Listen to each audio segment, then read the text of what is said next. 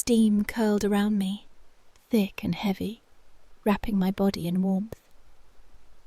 As I sank deeper into the bath in my Charleston home, the house was supposed to be empty. My daughter, Ava, wouldn't be home until tomorrow, so I had the night to myself. My eyes fluttered shut as I let myself unwind, my fingers lazily tracing the surface of the water, enjoying the sensation of warmth against my skin. It had been so long since I truly relaxed like this. I exhaled slowly, letting the tension melt away. Then the door swung open. A sharp inhale, not mine, broke the silence. My eyes snapped open. He stood there, tall and strong, frozen. His grip tightened around the towel slung over his shoulder, his chest rising and falling as if he'd forgotten how to breathe. My daughter's boyfriend, Ethan.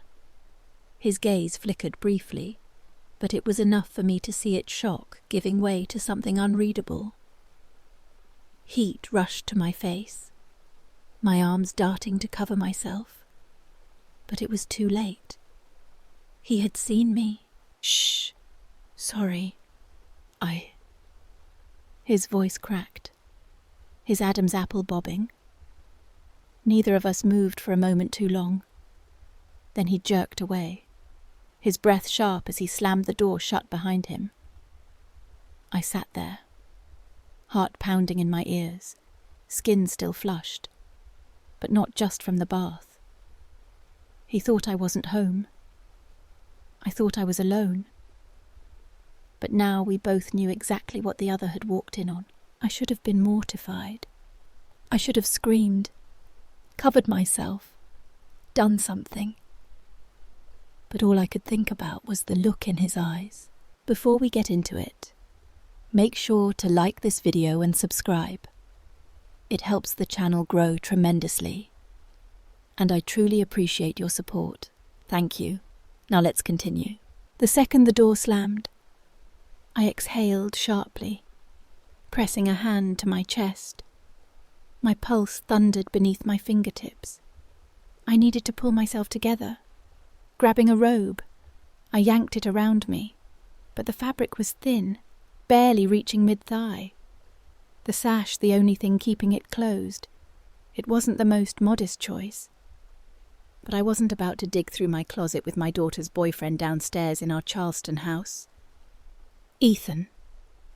I swallowed hard. By the time I reached the kitchen, they were already there. Ava was beaming, and Ethan was sitting at the counter, one hand wrapped around a drink. He looked up the moment I walked in and stared. It lasted only a second before he dropped his gaze, shifting in his seat, his grip tightening around the glass. He wasn't supposed to be here. But then Ava turned to me, all smiles. Mom, I hope it's okay. Ethan's staying the night. I hesitated. His presence was already too much, already too close. But what could I say? I forced a smile. Of course. Ethan lifted his glass slightly in acknowledgement, but his eyes flickered over me once more. Just for a moment, just enough to make my skin burn. I tightened my robe. This was going to be a long night. Night had fallen, and the Charleston house had settled into a heavy silence. After dinner, Ava and Ethan had retreated to her room for the night, their laughter fading behind the closed door. I had lingered downstairs for a while, sipping tea, trying to calm my nerves, trying to shake the way his eyes had lingered on me. Now, alone in my bed, I stared at the ceiling, willing myself to sleep. Then I heard it soft at first, muffled. A quiet shift of sheets, a hushed whisper, and then a sound that made my breath freeze in my chest. A moan. I tensed. For a moment, I told myself I was imagining it, that the house was playing tricks on me. But then it came again. Faint but unmistakable. I turned onto my side, heart pounding, fingers gripping the edge of the blanket. I shouldn't be hearing this. Another soft gasp slipped through the walls, followed by a hushed laugh.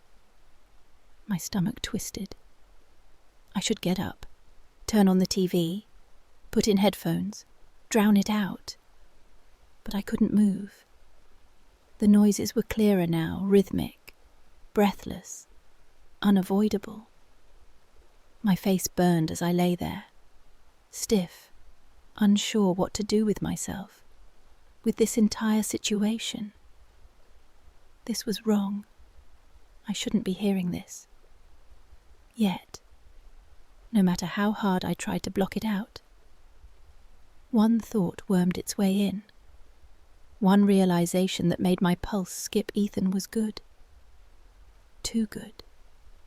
And I had no idea what to do with that knowledge. I pulled the covers up over my head, as if that would erase what I had just heard. But it wouldn't, because now I couldn't unhear it. And worse, I couldn't stop thinking about it. The house had gone quiet again. The sounds had stopped, leaving behind a thick, suffocating silence. But sleep wouldn't come.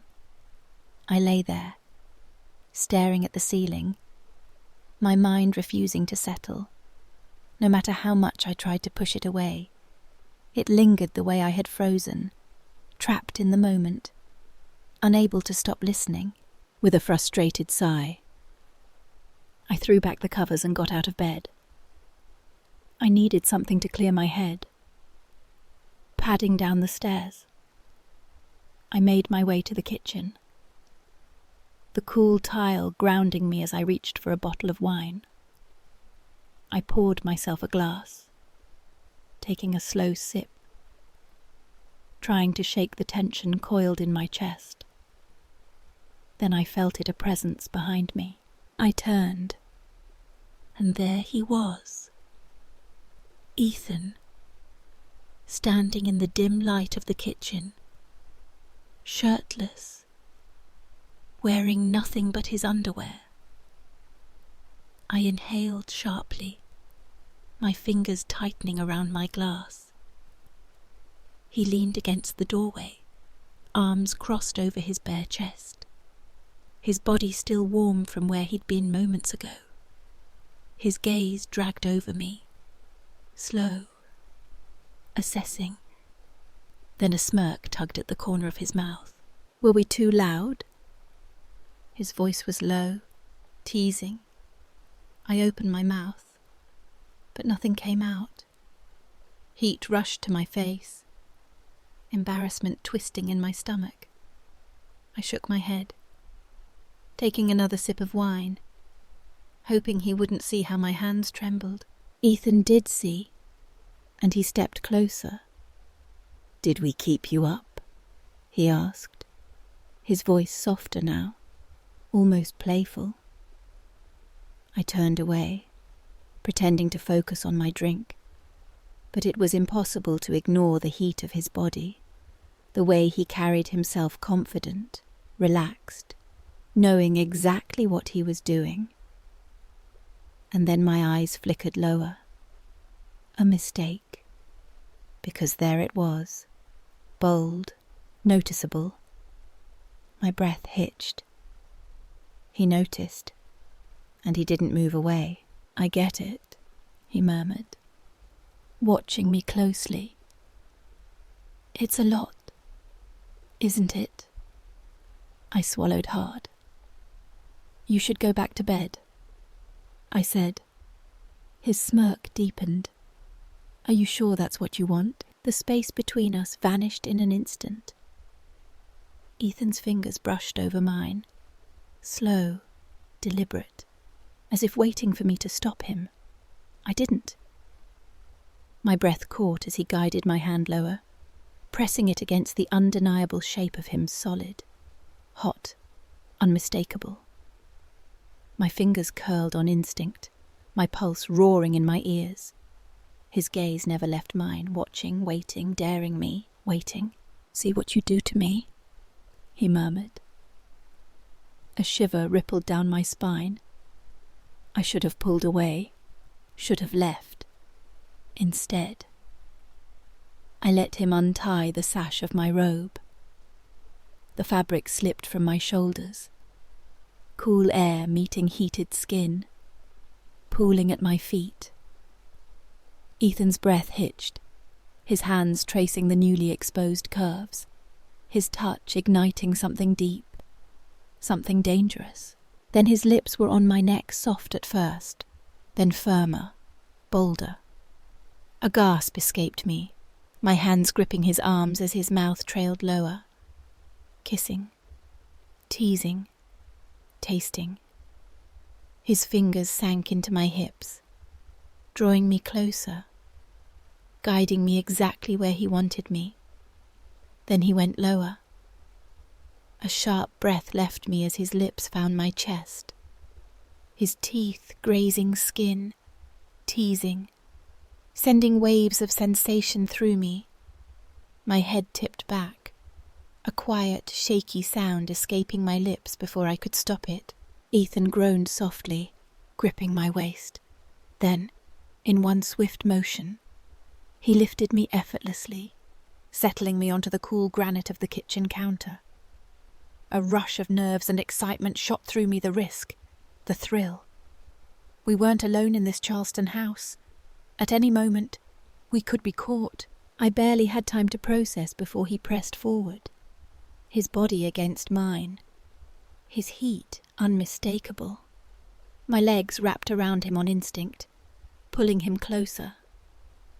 "You're unbelievable," he murmured, his voice thick with something between awe and hunger. Then he pressed forward, slow, deliberate. My lips parted on a shaky breath, fingers tightening in his hair, his shoulders. Ethan stilled, exhaling hard against my neck, as if trying to hold himself back. Then he moved a slow, deliberate rhythm at first, his hands steadying me, grounding me. My nails dug into his back as he buried himself deeper, his breath growing heavier, rougher. The tension mounted, the need building between us, spiraling, climbing, until suddenly he pulled me off the counter, gripping my thighs tightly, lowering us both to the cool tile of the kitchen floor. Now I was on top. Ethan's hands gripped my waist, steadying me as I adjusted, his muscles tensing beneath me. For a moment, neither of us moved. Then, slowly, I began to roll my hips, testing the movement, testing his control. A deep groan rumbled from his chest, his hands tightening on me. His restraint was slipping. I set the pace, slow at first, watching the way his jaw clenched, the way his fingers twitched against my skin, as if resisting the urge to take over. I could feel him struggling for control, and that made me want to push him further. I leaned down, my lips hovering just over his, teasing. His breath hitched, his hand sliding up my back, pulling me closer, trying to erase the space between us. The rhythm grew urgent, a fire licking at my skin, pulling me higher until I shattered. I gasped his name, my body trembling against him, head falling forward onto his chest. Ethan groaned, his grip tightening, his body following mine seconds later, his breath warm against my temple. For a long moment, neither of us moved. We lay there on the cold tile, our bodies tangled, hearts pounding in sync. Reality crept in, the weight of what we had just done pressing into me. I should have felt guilt, shame, regret. But all I could think about was how badly I wanted more. Some choices come with consequences, but in that moment, it didn't feel like a choice at all. I knew it was wrong, but it felt too good to stop. The Charleston dawn filtered through the kitchen blinds, casting soft golden streaks across the tile floor where we still lay. My breath steadied, but my mind churned. Ethan's chest rose and fell beneath me, his warmth a stark contrast to the cold reality settling in. I pushed myself up, my hands trembling as I reached for my robe, now crumpled beside us. He watched me, silent, his eyes no longer teasing but heavy with something unspoken regret. Maybe, or defiance. Neither of us spoke as I tied the sash, my fingers fumbling with the knot. "We can't do this again," I whispered, my voice barely audible. Ethan sat up, running a hand through his hair, his jaw tight. "I know," he said, but his tone lacked conviction. He stood, pulling on his underwear, his movements slow, deliberate, as if he was stalling. The air between us was thick, charged with the weight of what we'd done and the unspoken question of what came next. I turned away, gripping my wineglass, the liquid inside long gone. The kitchen felt smaller now, the walls closing in with the memory of our recklessness. Charleston's humid air seeped through the cracked window, carrying the faint scent of magnolias from the garden outside. I wanted to open the window wider, let the breeze clear my head, but I didn't move. Ethan lingered by the doorway, his silhouette framed against the dim light. "You should go back to Ava," I said, my voice sharper than intended. He nodded, but his eyes held mine for a moment too long. "Yeah," he murmured, then turned and disappeared up the stairs. I stood there, alone, the silence deafening. My skin still burned where he'd touched me, and I hated myself for it. I poured another glass of wine, the bottle clinking against the counter, and took a long sip, trying to drown the guilt that was finally catching up. Sleep never came that night. I returned to my bed, the sheets cold against my skin, and stared at the ceiling, replaying every moment. The way his hands had felt, the way his voice had dropped when he spoke my name, the way I hadn't stopped him. I pressed my palms to my eyes, willing the images away, but they clung to me, vivid and unrelenting. Outside, Charleston's night sounds crickets. Distant cars on King Street filled the silence, but they offered no comfort. Morning arrived too soon.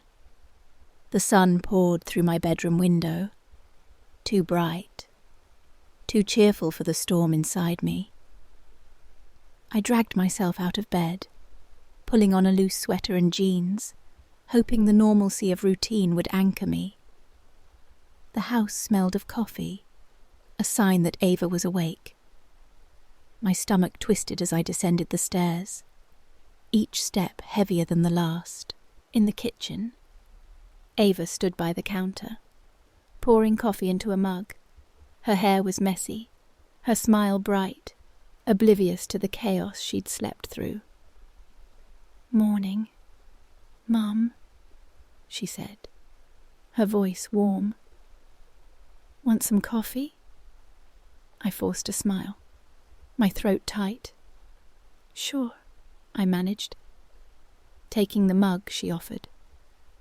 My hands shook slightly, and I prayed she wouldn't notice. Ethan appeared moments later, fully dressed now in a t-shirt and jeans, his hair still damp from a shower. His eyes met mine for a fraction of a second before he looked away, focusing on Ava.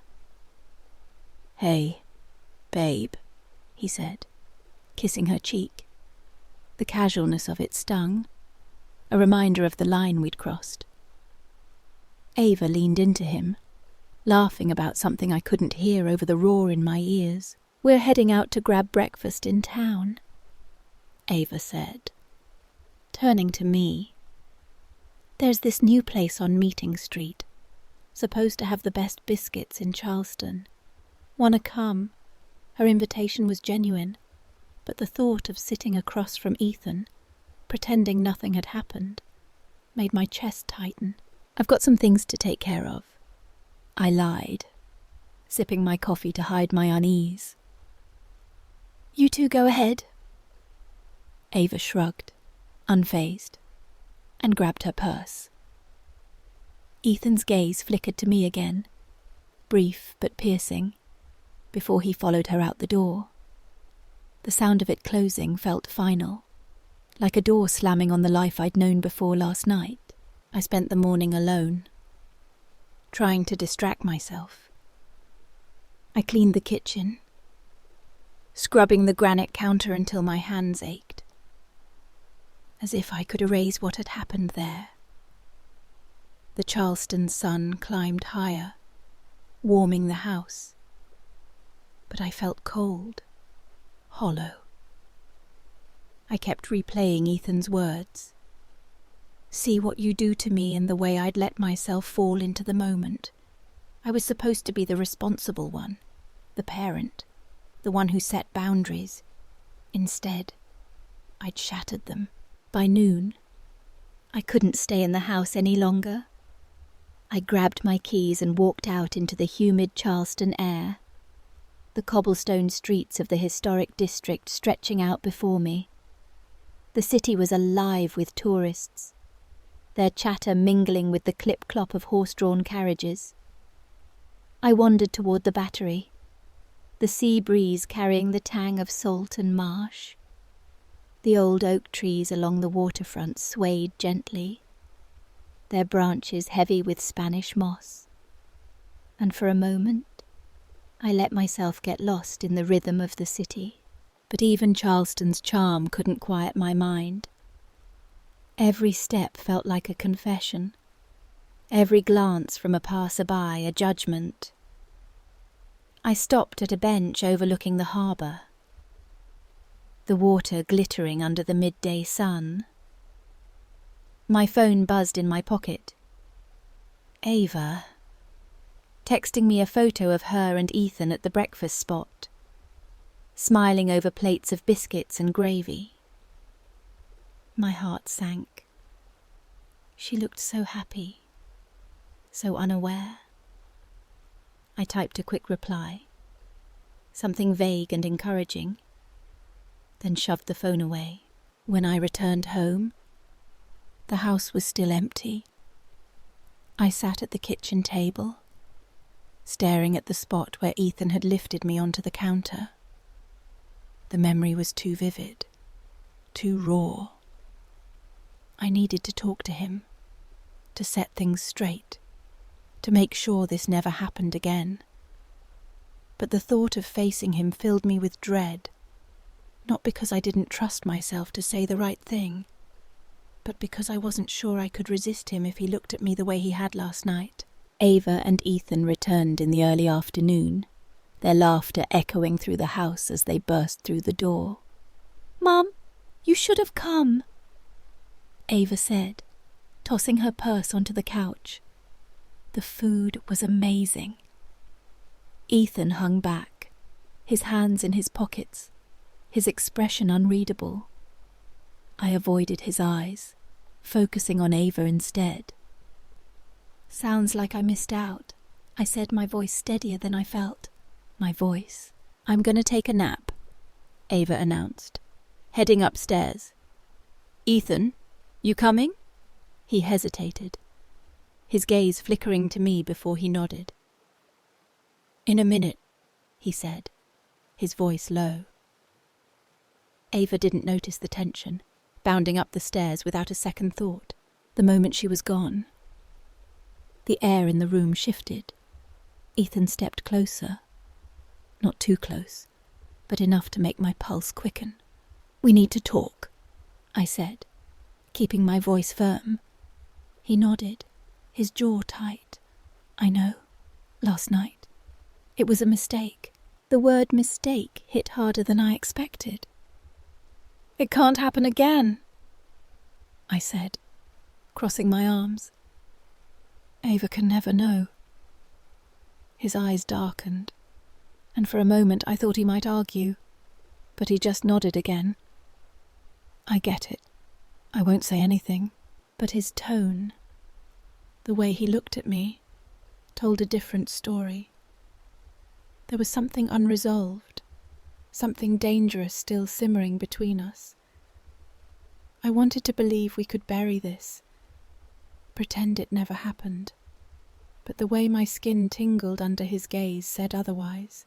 The rest of the day passed in a blur. Ava and Ethan stayed close, their easy affection a constant reminder of my betrayal. I kept my distance, busying myself with pointless tasks, organising the pantry, answering emails, anything to avoid being alone with him. But every time I caught his eye, the air crackled, and I knew he felt it too. That evening, as the sun dipped below the horizon, painting Charleston's sky in hues of pink and orange, I stood on the back porch, the humidity wrapping around me like a blanket. The garden was quiet, the magnolias glowing in the fading light. I heard the door creak behind me and knew it was Ethan before I turned. "We're heading out," he said, his voice low. "Ava wants to hit a bar downtown." I nodded, not trusting myself to speak. He stepped closer, his presence overwhelming. "I meant what I said," he murmured. "But you know it's not that simple." "Stop," I said, my voice sharp. "This ends here." But even as I said it, my body betrayed me. Leaning slightly toward him, he noticed, his lips twitching into that familiar smirk. "If you say so," he said, then turned and walked back inside. I stayed on the porch long after they left, the Charleston night closing in around me. The guilt was there, heavy and unrelenting, but so was the pull, the memory of his touch, the way he'd made me feel alive in a way I hadn't in years. I knew I should tell Ava, confess everything, let the consequences come, but I couldn't. Not yet. Some choices come with consequences, but in that moment, it didn't feel like a choice at all. I knew it was wrong, but it felt too good to stop. What would you have done? Would you have walked away or let the moment take over? Let me know in the comments. If you enjoyed this story, make sure to like the video and subscribe. It helps the channel grow tremendously, and I truly appreciate your support. Thank you.